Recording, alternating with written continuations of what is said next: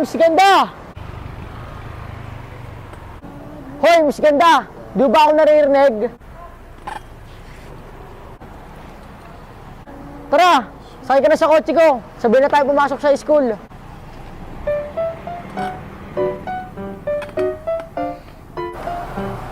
Hoy, mister! Sandali! Kilala ba kita? Importante pa ba yun? Basta ang mahalaga, malakas ang dating mo sa akin. Pwede ba kita maging jowa? Wow, mister! Ang kapal ang mukha mo. Bakit? Tingin mo ba sa sarili mo gwapo ka? Sorry no, pero di kita type. Ang suplada mo naman, miss. Ikaw na nga itong inalok. Ikaw pa itong masungit. Buti nga, sasabay pa kita eh. Ang dami-daming babae dyan na gusto makasakay sa kotse ko. Bastos ka talaga eh, no? Pwede ba? May klase pa ako. At ayokong malate. Mayabang. Arte na ito.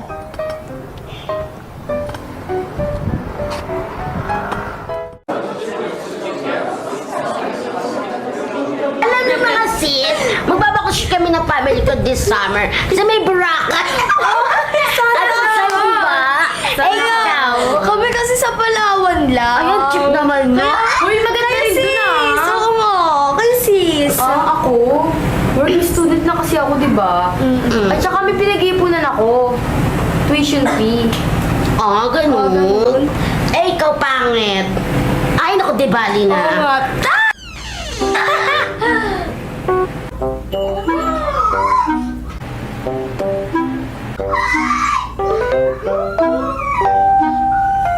Hi classmate, ako nga pala si Miguel Fernandez, but you can call me Migs for short. Ako nga pala ang bago niyong classmate. Siya pala si Miguel. Oo nga, siya pala. Ang gwapo. Di lang gwapo, mayaman pa. Anong gwapo? Pangit ka mo, mayabang pa. Paano mo naman nalaman?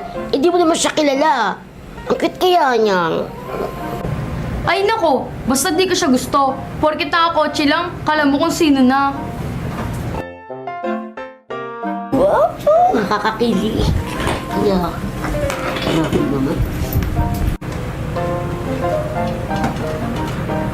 Hi Miss Sungit. Kanina pa tayo magkasama.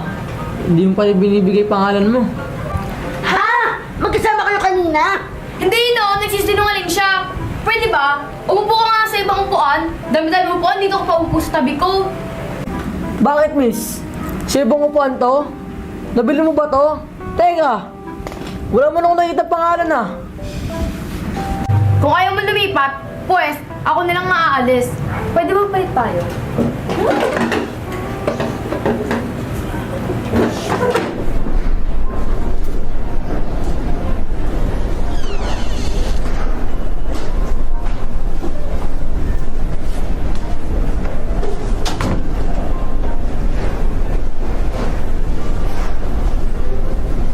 Okay class, ako magiging teacher nyo. Tuturuan ko kayo ng science, English at history. Ngayon, susubukan ko ang talino nyo sa science. Ang mali ang sagot ay hindi makapag-exam bukas.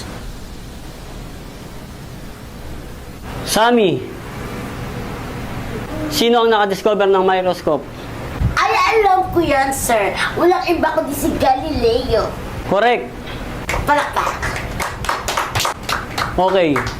Sino naman ang nakadiscover ng telepono? Chris na?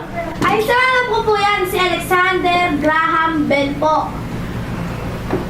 Very good. Okay. Sino naman ang nakadiscover ng Pilipinas? Andre, ano ang sagot? Sir, si Lapu-Lapu po. Mali. Mali ang sagot mo. Dahil dyan, di ka makakapag-exam bukas. Kuwawa naman siya, sis. Siya pa naman yung inaasahan ng nanay niya makapagtapos ng pag-aaral. Kasi mahirap lang sila eh. Oo nga, kawawa. Sayang, sa isang pagkakamali lang masisira ang pag-aaral niya. At sino naman ang nakadiscover na bilog ang mundo? Juliana? Sir, si Christopher Columbus po. Correct.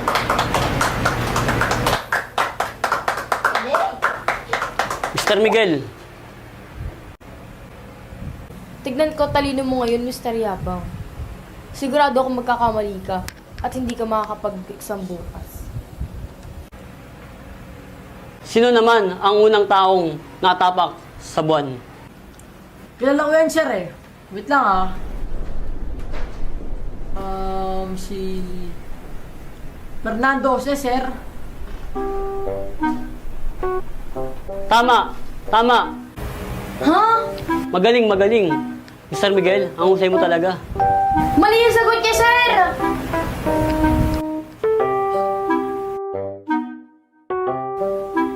Hindi pwede yun, sir. Mali siya. Ang unfair nyo. Tumigil ka na nga, Juliana. Kung di makialam.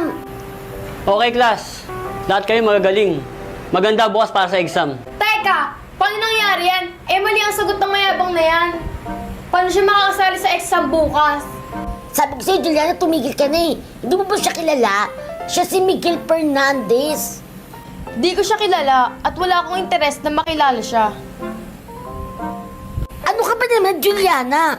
Siya si Miguel Fernandez. Sila lang naman ang nagmimiyari ng school na to. Ha? Sila ang may-ari ng school na to? At hindi lang yan, makapangyarihan ng pamilya nila. Kaya lahat ng estudyante at teacher dito, takot sa kanya. Dahil anytime, kaya niya patalsikin sa school na to. Kaya pala ganun kasama ang ugali niya. Dahil sila pala ang may-ari ng school na to. Akala niya lahat pwede niya makuha dahil mayaman ang pamilya niya? Pwes, nagkakamali siya. Kahit kailan, hindi ko siya magugustuhan.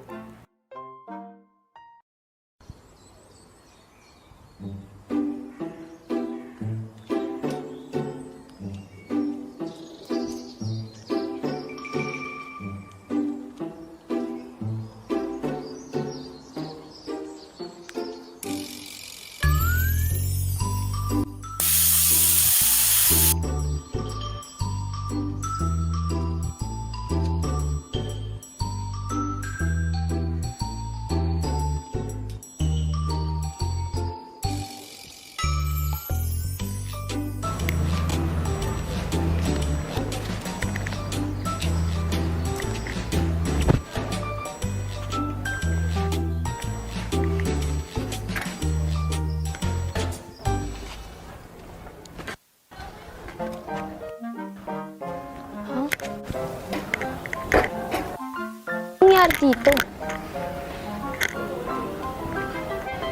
Huh? Malas naman.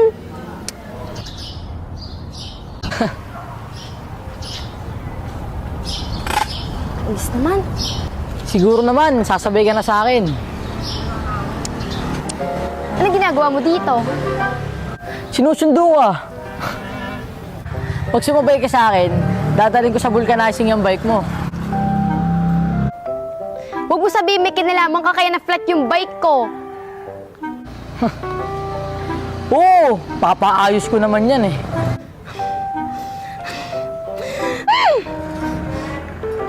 Oh, teka. Huwag mong sabihin maglalakad ka. Oo, mas matitake ko pa yun kaysa pagtiyagaan niyang kayabangan mo. Tumabi-tabi ka nga dyan. Kulit mo, uli ka nga. Bastos! Ikaw pala nakasampal sa akin ah. Pasalamat ka, pinapansin pa kita. Kahit di ka namang ganun kaganda.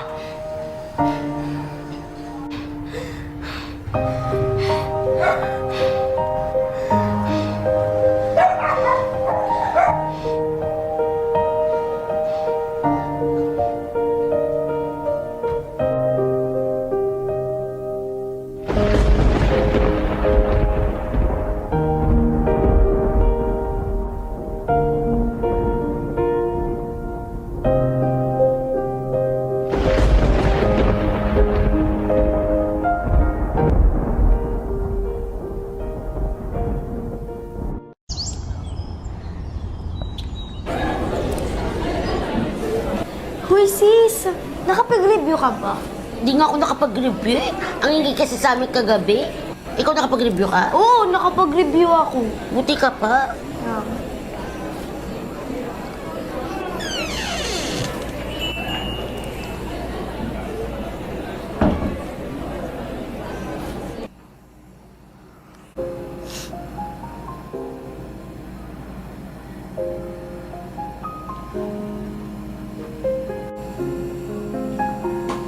pala sis, anong oras na ba't wala pa na si Juliana?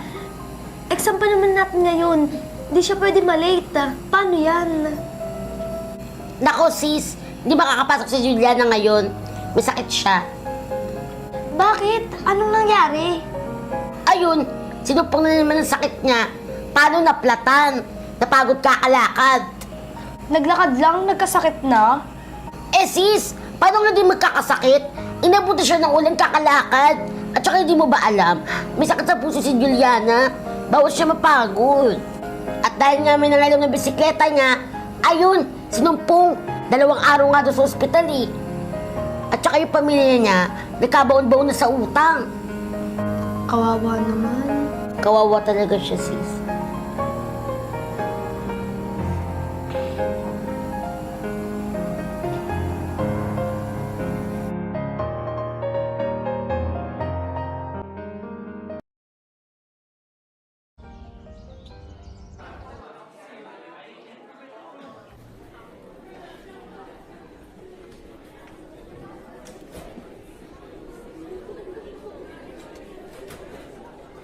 Uy, Juliana!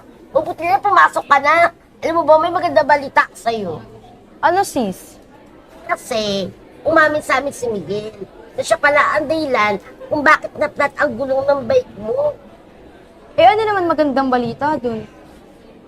Ang magandang balita doon, ito. Ano balita? Ano naman to? Basta tingnan mo na lang.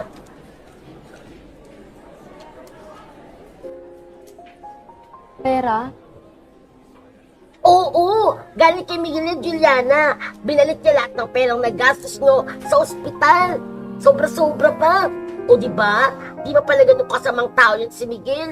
Siguro, nakosensyo siya sa ginawa niya. Kaya ayun, bumabawi. Nasaan siya? Kakalit lang nung dumating ka.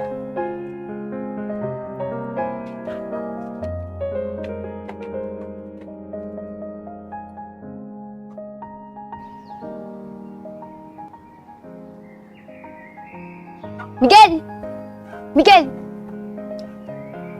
Ano akala mo sa amin mahirap? Mabibili mo ng pera mo? Ayan, isaksak mo sa baga mo. Gusto ko lang naman makatulong eh. Pwes, hindi ka nakakatulong. Teka lang. Ba't ba ang arte mo? Ako na nga itong magmamagandang loob. Ikaw pa tong galit.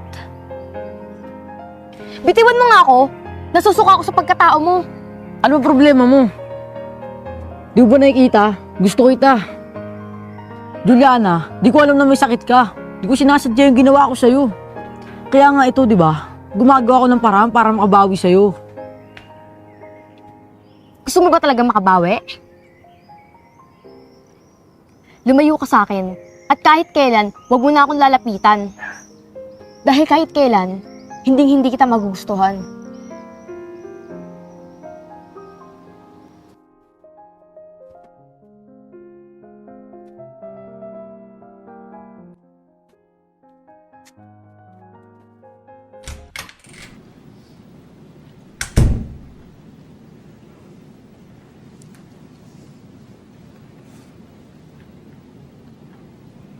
Sir.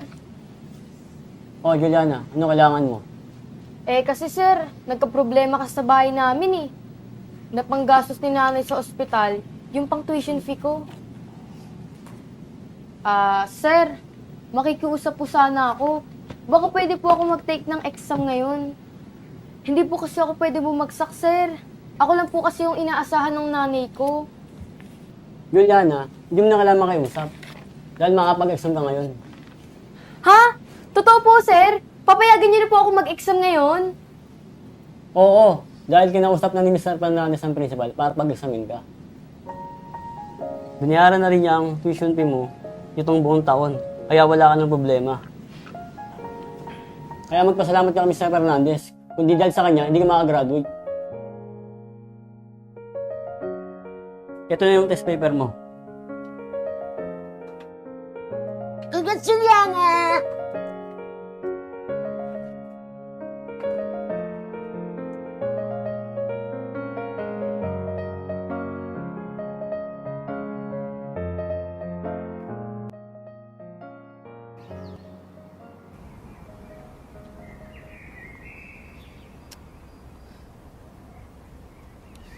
Ngayon pa, kailang wala akong reserba.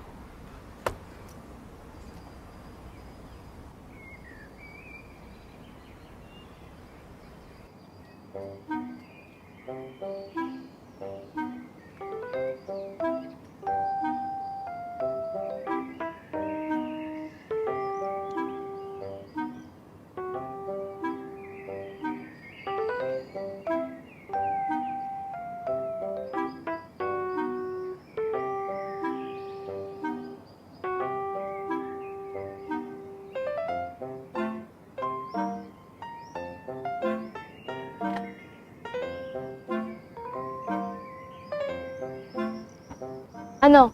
Gusto mo sumabay?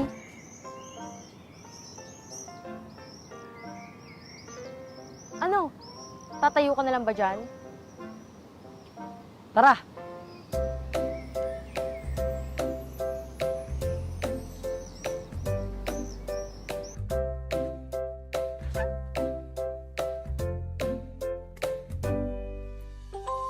Karma ata ako kaya na-flat tong kotse ko. Pero good karma kasi nakausap na kita. Kaya kahit ilang gulong pa masira sa akin, okay lang. Worth it naman eh. Kayo talagang mayayaman? Ang galing niyo mang bola. Teka, bakit ba ang bagal mo mag-drive? Di ah! Bakit kaya?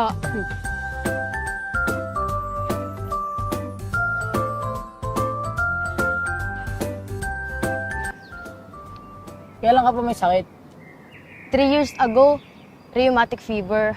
Naapektuhan kasi yung heart ko, kaya kailangan ko magpa-inject sa loob ng 4 na taon. Nakaka 3 years na ako. Kaya malapit na rin kami makaraos ni nanay. Tsaka, mahal kasi yung gamot eh. Kaya nabaon din kami sa utang.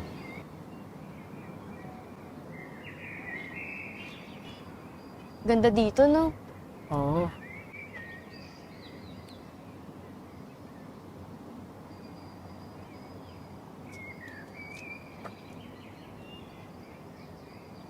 Mag-aalaman lang ba kinabubuhay ng pamilya mo? Oo. Sa awa ng Diyos, nakakaraos naman kami. Ikaw? May negosyo ang parents ko. Construction at saka trading. Pati yung school na pinapasukan natin, kami rin ang may-ari. Ilan kayo magkakapatid? Nag-iisang anak lang ako. Kaya lahat ng gusto ko, nakukuha ko. Kaya naman pala ganyan ugali mo nung una kitang nakilala. Sorry ah. Tara, dun tayo. Tara.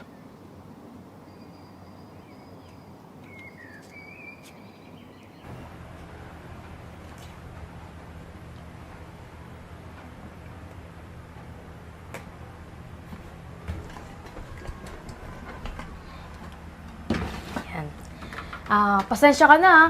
Maliit lang tong bahay namin. Mas malaki pa ata yung CR nyo, eh. Di! Cute nga eh. Kasi kami ng dalawa ni nanay nakatira dito. Kaya kwarto lang tong inupahan namin.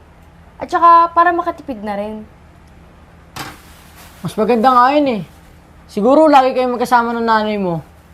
Di tulad sa amin. Sa sobrang laki ng bahay namin, bira na lang kami makita-kita. Kaya yun, minsan ko na lang makasama yung mami at daddy ko. Hayaan mo na yun. Tara, kain na tayo. Tara.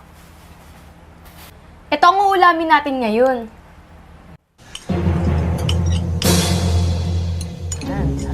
Ano yan? Bito ka ng manok. Huwag mo sabihin na di ka pa nakakakain nito. Hindi. Paborito ko nga yan eh. O tara, kain tayo. Sarap yan. Favorite ko yan. O, kanin. Ano? Masarap ba? Masarap, masarap. Sabi sa'yo eh. Oh. Okay na ba yung kanin mo? Okay na to. Hindi mo na kumakain ng marami.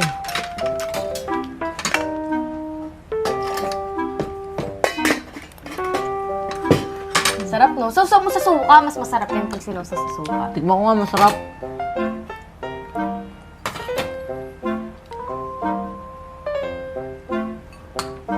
Sarap? Masarap siya. Diba?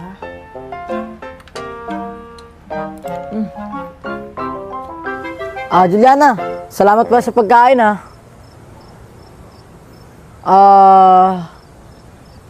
May gagawin ka ba bukas? Wala naman. Bakit? Yayain lang sana kita kumain sa labas. Sige ba? Yes!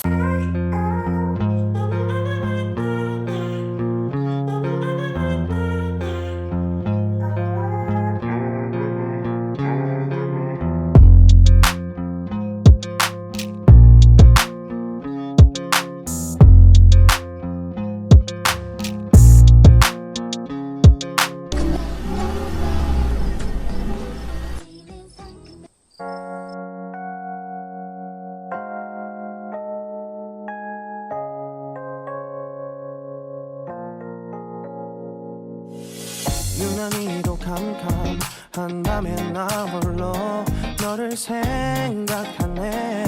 이런 기분 설명할 수 없어. 원래 이맘쯤 너와의 여행을 생각했었는데 yeah, yeah, yeah. 네가 좋아하던 와인과 선물을 준비했겠지. 기뻐할 너를 상상하며 근데 왜 이런 생각을 하면서 너를 추억만 하게 된 건지 yeah.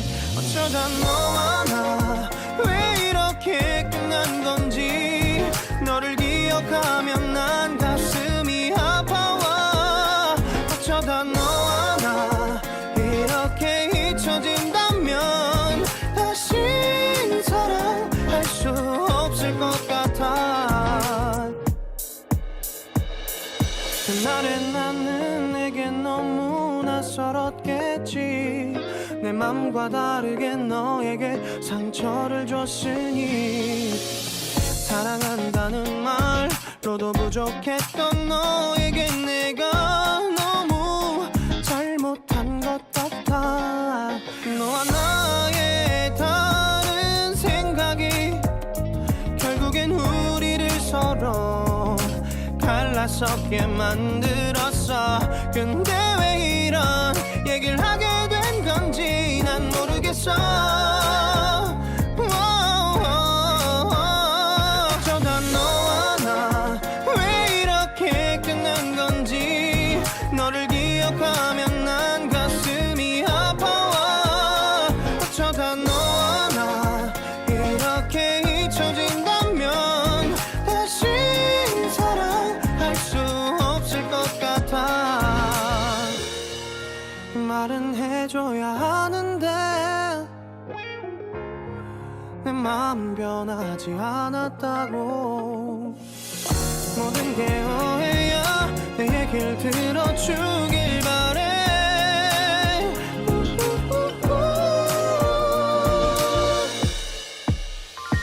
어쩌다 너와 나 왜 이렇게 끝난 건지 너를 기억하면 난 가슴이 아파와. 어쩌다 너와 나 이렇게 잊혀진다면 다시 사랑할 수 없을 것 같아. 어쩌다 너와 나 왜 이렇게 된 건지 시간이 지날수록 네가 보고 싶어. 어쩌다 너와 나